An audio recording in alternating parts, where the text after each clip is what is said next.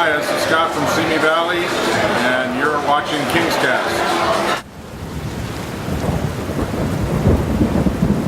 And welcome to Overtime, brought to you by KingsCast at www.kingscast.net. I'm Keith Cornelick. And I'm Chris Kalasiski. Where you been, dude? You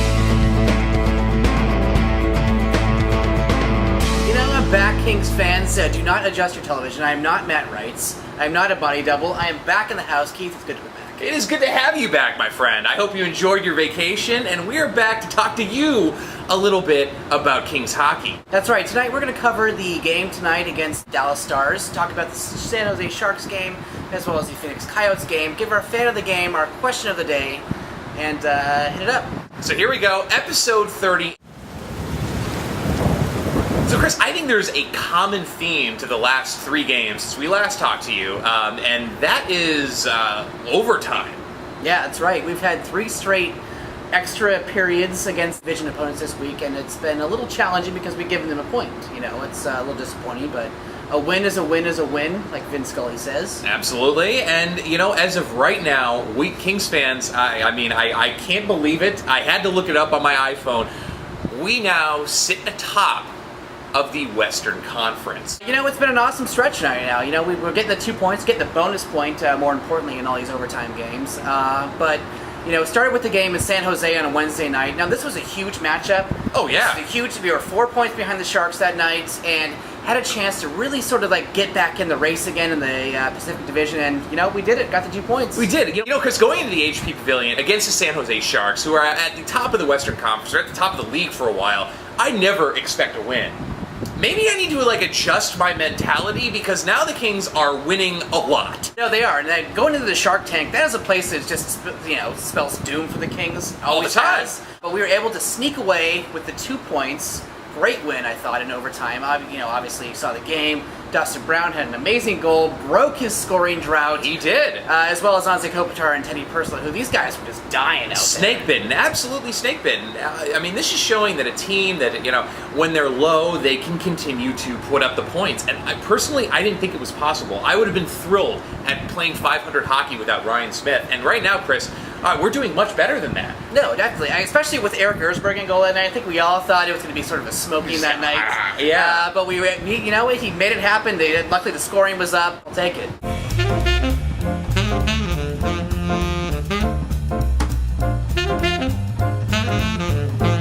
couple nights ago, played the Phoenix Coyotes. Yes. At Staples Center. This was one of those games where we were not, you know, too optimistic about that. We know this is a team that was hot. 5 wins in a row. 5 wins in a row. We had one of the longest shootouts that we've in Kings history. And you know what, Chris, I expected to beat the Phoenix Coyotes. I mean, how many teams can go 5 in a row and then play a top team in the league and win on the road? So I did expect a win. I did not expect it to go to a shootout. We were able to shut down Shane Doan, which is a huge positive for me. And Jonathan Quick in that game, Chris, again, absolutely spectacular. He stepped up in the shootout, you know, had some goals, sort of a back and forth sort of thing, but when it really mattered, made the save, got the 2 points. That's all that matters, you know. It always sucks to give a division opponent the extra point. It does. Quick is coming up big. He's doing what he was able to do last season. He's still letting in a soft goal a game, but the team is really coming around him. And Chris, one of the big differences that I've noticed is the defensive play of the Los Angeles Kings.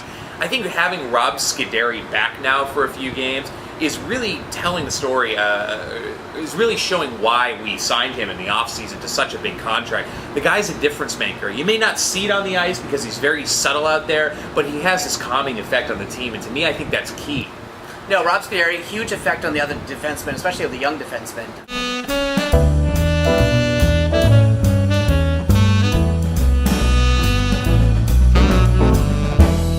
Coming in tonight, it was the Dallas Stars in town, Mark Crawford, and I was expecting Marty Turco in that, Chris. Mm-hmm. It wasn't, it was Alex Auld, so I did expect a win, even though we were surging, and eventually team surging will lose, but I thought, again, it was a slow start by the Kings, but we, again, figured out a way to come back with a win. Yeah, Mark Crawford obviously has sort of an inside advantage on the Kings roster, and I think there's no coincidence that he started Alex Auld over Marty Turco. Marty Turco hates the Kings. He hates playing at Staples Center, has a terrible record there, but he did not make us pay like he wanted to.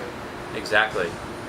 I couldn't believe when the third period was over and we were going again to overtime That's 3 overtimes in 3 games against 3 divisional opponents, and again we go to the shootouts. The Kings took advantage of it tonight, scored when they had to, and Michael Hanzus, had a shootout goal against Phoenix the other night and had another one tonight, proved to be the game winner. It did, and Mike Ribeiro, it looked like he scored to answer Hanzus' goal, but Quick had gotten there with the poke check.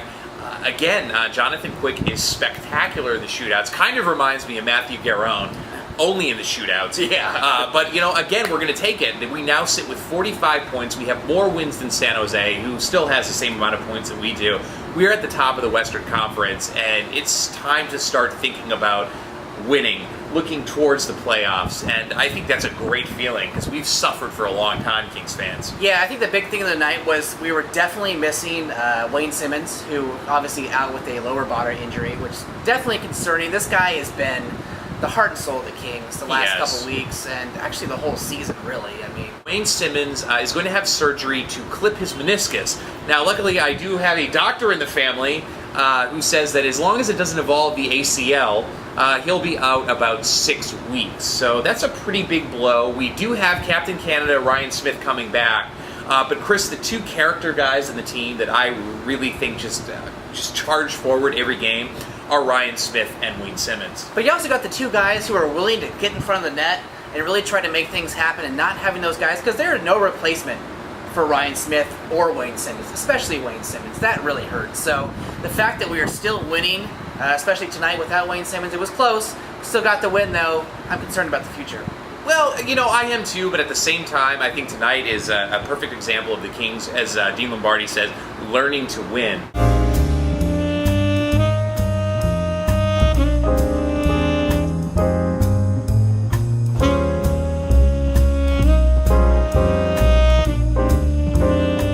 Fans, now back is one of your favorite segments. It is your fan of the game, and Chris, tonight we had our first celebrity fan of the game. Yeah, we did. We had Bethlyn Staples, who was from Santa Monica, California.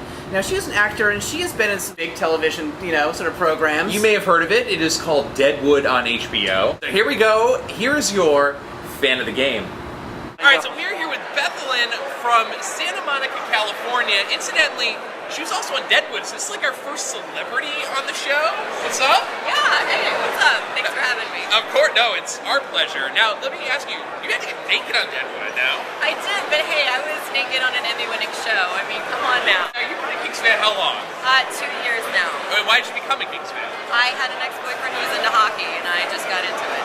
An ex-boyfriend, and you stayed with it? I stayed with it, and I kicked him out. So, all right, you're a female fan, right? And we Yeah. have to ask you, what's like the hottest Kings player? Like, They are like, all hot. Every hockey player is hot, but the hottest ones are the single ones, because I would like to date them. so you like the missing teeth? You're like that kind of girl, or? When the lights are out, you don't notice that the teeth are gone. Go LA Kings. Pride equals passion equals power. Dude, she was naked in Deadwood? We'll have to rent that one.